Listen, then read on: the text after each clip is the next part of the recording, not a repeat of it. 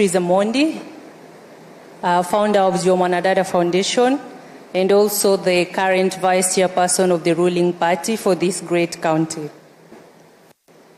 First, I'd like to commend you for listening to the plight of Kenyans that led to the withdrawal of the finance bill. Secondly, on Tuesday, the ambassador of the United States to Kenya, White Man Meg, disclosed that they have cancelled our loan, which is at 131 billion Kenyan shillings. So I'm wondering, Mr. President, what plans do you have for the finance bill? Thank you very much, Beatrice. Can we take somebody from here? Yes, my friend. Good evening, Mr. President, and good evening, Kenyans. My name is Vincent Kabisai. I come from somewhere called Nyalenda, Kisumu East. I have a few questions. First of all, Mr. President, allow me to ask what the government's plans for Harambee Stars when it comes to 2027 AFCON, being that some stadia are still not completed. Secondly, Mr. President, still talking about the Harambee Stars, will we be having a new coach, a local coach, or a coach of an international coach, say Mourinho?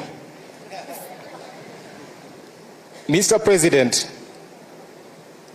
besides the infrastructure, which is good for national development, we have something called national discipline.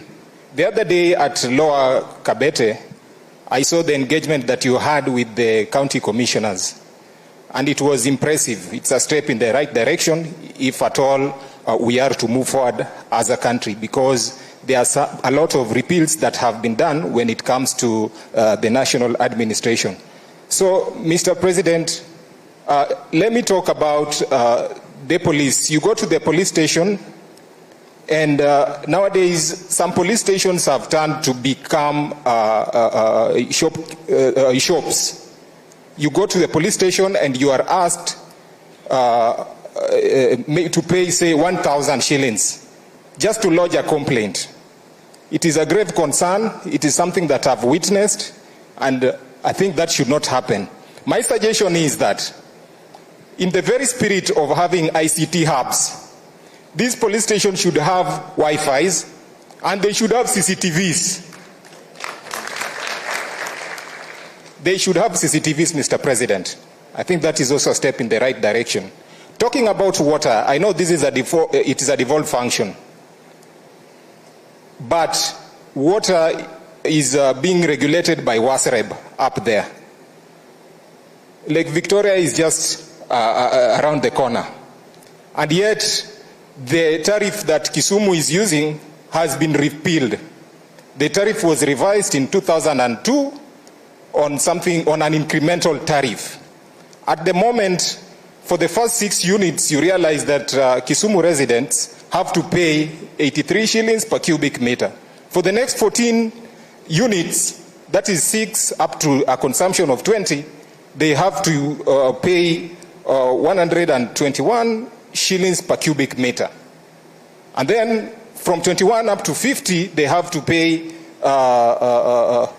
it's incremental. Previously, Mr. President, we used to pay better rates. So the residents are asking, why should they pay so much for water, and yet Lake Victoria is just here around the corner, especially people from low-income settlements such as Nyalenda, Obunga, and Manyata? Thank you very much. Last but not least... No, because we are so many. Thank you. Thank you very much. Let me take one more from this side. Thank you, Mr. President. It is a great honor to stand in front of you today. I think I will be the youngest person speaking after every other speaker. I'm Omolo Victor Otieno from Maseno University. I'm a former president, and I'm also University Student Organization Academic Secretary. Mr. President, I want to bring my issue in the line of teachers. Currently, we are seeing a lot of things going on in the teachers sector. Mr. President, I know teachers in here may not want to tell you, but earning as low as 17,000 shillings do not really dignify the work that they are doing, because, Mr. President, teachers are the reason as to why we are all sitting here today. Again, Mr. President, I was very keen in your speech. You mentioned that teachers have been hired, 20,000 this year and 56,000 last year. My question is, have they been confirmed that they are really working, the ones who have been hired? Mr. President, going away from the issue of teachers, as I finish, as a young person from the university students have been crying day and night about the issue of democracy in this nation. Mr. President, when we decide to promote democracy from all institutions, from all angles, we should consider universities too. The kind of electoral process that is in the university is alarming. We disregard the delegate system, and Mr. President, we request, these are a special request from the comrades of this great nation, that you may bring us back to the mass voting system, Mr. President, so that we elect leaders that we can really count in. Mr. President, thank you so much. As I am the young person, I know that you are looking for jobs for young people, the Gen Zs. I'm one of them, Mr. President. I will appreciate your chance. Asante sana, Victor. Which way are we going? Thank you very much for this opportunity. My name is Yvonne Awuor-Ogola. I am an advocate of the High Court of Kenya, practicing in Kisumu. Your Excellency, my question to you this evening is on the health sector. Your Excellency, as you are aware, there is a monster that has crept in. Cancer and diabetes are killing us day and night. And nowadays, diabetes is not even for only the old people, even the young people. Yesterday I was reading about a 10-year-old who died of diabetes. Your Excellency, NHIF is not helping. The medication is very expensive. What plans do you have for us so that the victims of these diseases can get quality and affordable medication? Thank you very much, Madam Yvonne. Let's take one from here. I don't know. Maybe this gentleman here, right here in front. Thank you, Excellency. My name is Richard Ogendo, Secretary General, Kenya Sugarcane Growers Association. Richard Ogendo. Two questions. As I heard you in your opening statement, as you are enumerating about the infrastructure on fishing, what I didn't hear is what we are doing to the fish farmers. Fish farmers, you're building the fishing infrastructure, the landing bays, and everything around it. And yet where we stand here, this mile is owned by Lake Basin. Less than 3 kilometers away, they have a fingerling development site. Could your government consider giving the fish farmers loans and grants, so that as they wait for the Kabonyo site to be operational, then they can enjoy the facilities that Lake Basin has to offer? My second question goes to in the sugar sector. This region is known for its vibrant sugar sector. Unfortunately, over the years, this has been neglected. Your government was good enough to give us subsidized fertilizer. Then God was also good enough to give us more rains. So we produced more cane. We have ended up with a problem of surplus, which is also in rice. So in terms of policy interventions, what is your government doing to cushion farmers? That is one. That is for sugar and rice. Number three, when you were the Minister for Agriculture, you initiated the quality-based payment system, the cane testing units, which your government has spent billions on it. And every time regulations want to be put in place, there are people who run to court. Now this denies farmers their livelihoods. What is your government putting in place again in terms of policy to make sure that the regulations are published, number one, and that the CTUs, the cane testing units, begin operation immediately so that farmers, sugarcane farmers, can benefit from them? Thank you, Your Excellency. Thank you very much. All right, maybe I should start with you, my good friend Richard. You've asked me, we are doing all things around infrastructure. What are we doing for farmers? Two things, fish farmers, two things. Kabonyo, where we are investing $1 billion shillings, is going to give farmers, fish farmers, very good quality fingerlings at a subsidized price. Is that correct, PS? Yeah? So that is what we are doing for farmers, number one. Number two, we also are working on a grant of 450 million shillings, targeting fish farmers, the BMUs and all the people in that ecosystem, to support them. The same, you've just asked about the grant. So we have a grant facility that the ministry is running, and my Minister for Blue Economy will be in this region, I think in the next week or two. I think he was here already. And we are having a conversation with the fish farmers on how they are going to access this grant. So those are the two things we are doing for fish farmers. Fingerlings, and also making sure that we organize some grant for them to be able to support their fish farming activities. On what you said, you know, I had a difficulty initially. When we made subsidized fertilizer available, there were brokers in some of the sugar companies. I'm sure if you've been there long enough, you will know. They actually refused sugarcane farmers to access subsidized fertilizer from government. I'm very happy that we are beyond that challenge. And as you say, this year, we have really made progress in matters cane farming. The subsidized fertilizer and rains have given us additional production. We are not yet at the production where we can stop all the imports, but at least we've slowed down on the imports of sugar into Kenya. And the prices have also come down significantly because we can produce more. But you have made a solid point around what are we doing about surplus. Surplus is a very positive problem.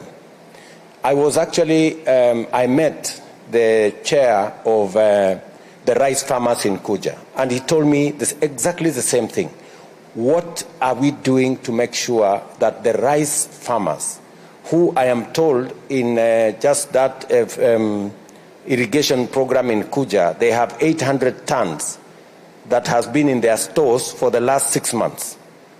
I instructed National Cereals and Produce Board to buy that rice and give it to our special programs for distribution to citizens who are under our ASAL and arid and semi-arid program, where we are supplying food to Kenyans around Kenya. So what we are doing, to answer your question directly, we are connecting the government program that has about 1 million Kenyans that we are giving food in different parts of the country. We are connecting that purchase to farmers so that farmers have a direct market. Because if we do not have a market for farmers, then we will end up with a problem. We will discourage farmers from producing. So I gave assurance to the farmers in Kuja, as I give assurance to others, that we are going to make sure that there is a market infrastructure program that will support farmers so that as they produce, they don't go into losses.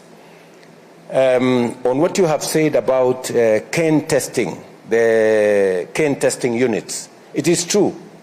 We agreed that we must pay farmers on sugar content. not on the weight of everything that they carry to the place. But you know that there are characters who have gone to court. They've stalled that process for a very long time. But in the new program that we are rolling out, the one again that is in court, I don't know, we have a problem in court. When we unlock it from court, we will make sure that this time program, when we have a leasing program, we will make sure that we capture all the elements so that it becomes much more easy for us to implement payment on sugar content as opposed to just the weight of the sugar you have carried to the milling company.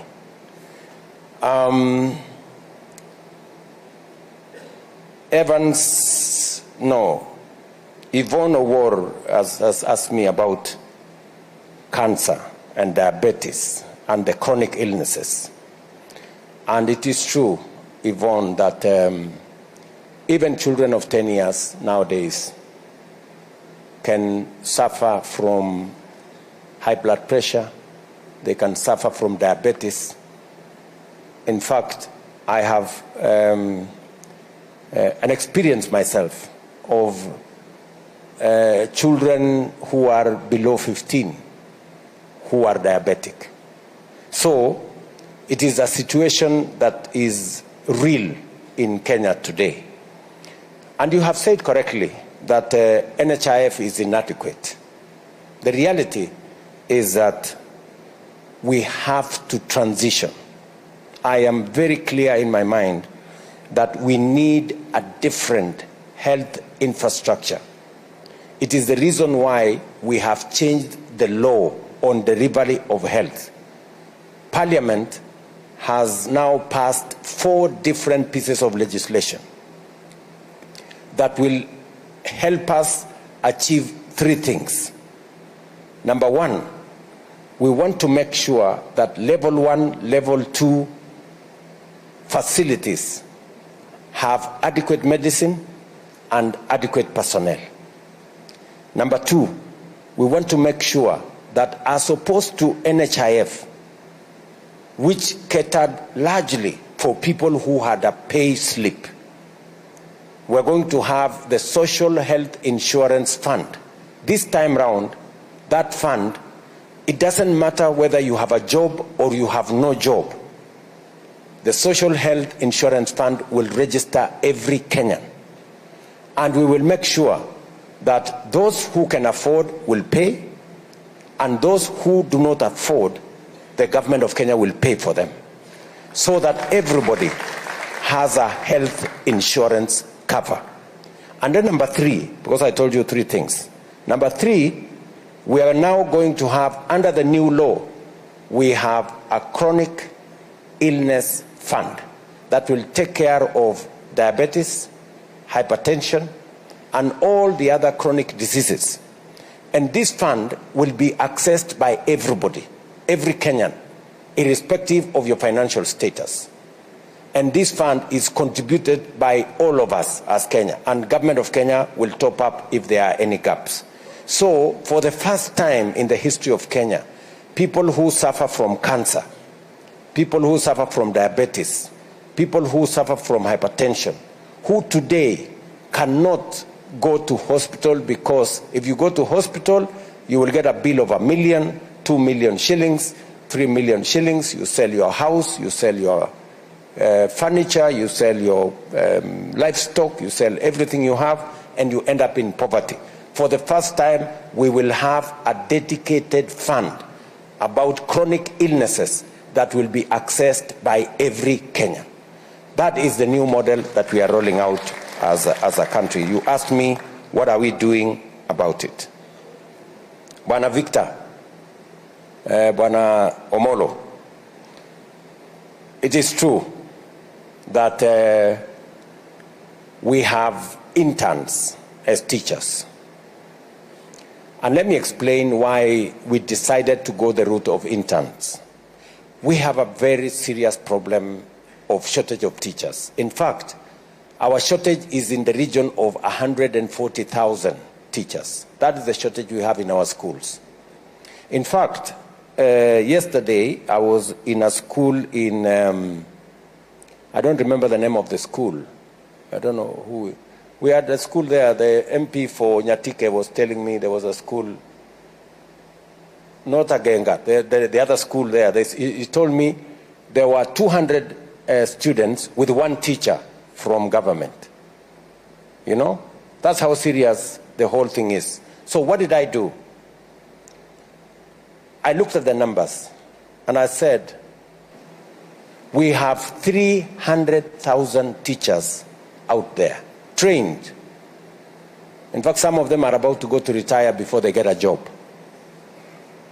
Some of them are teaching in some school, they are paid 5,000 shillings. Yeah? So what did I do? I decided, I said, we have a big shortage of teachers, we have a big pool of trained teachers, and we have schools that have no teachers. If I had decided to hire permanent and pensionable, I would have hired maybe 12,000 or 13,000. So I decided, let me take this big pool of teachers who are unemployed. Let me hire them as interns. I will have sorted out two problems. I will have somebody who was earning nothing or 5,000, now earning 25,000. And I will have a student who has no teacher, at least there will be a teacher in class. With one guarantee, that after 2 years of internship, you will get a permanent and pensionable job. Now, the good news, Bwana Victor, is that all the 46,000 teachers that were interns, I am going to confirm them in the next 2 months. The process, we have given the money for their confirmation. Now Teacher Service Commission is working on the process to confirm all of them. And I want to thank them because they have done a wonderful job. In fact, our education numbers has improved because of the JSS teachers. They have really done a good job. If there are any JSS teachers in this room, congratulations, you guys are solid patriots of the Republic of Kenya. And the whole, and all of them. My assurance to you is that we have provided the resources for all of you to be confirmed. I will get an additional 20,000 interns. I will confirm them further down the road as we make progress. Of course, you know, Victor, that there was a little challenge.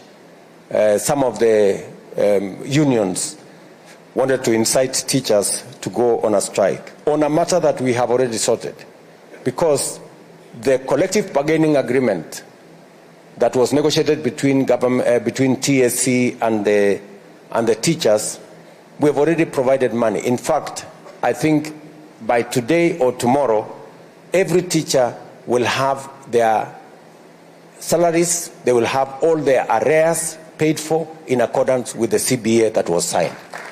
So there is absolutely no justification for anybody to tell teachers to go on strike. And I must single out NAT for being understanding and agreeing that once we have sorted out a problem, there is no need for posturing. We need to get down to teaching our children and moving forward as a country.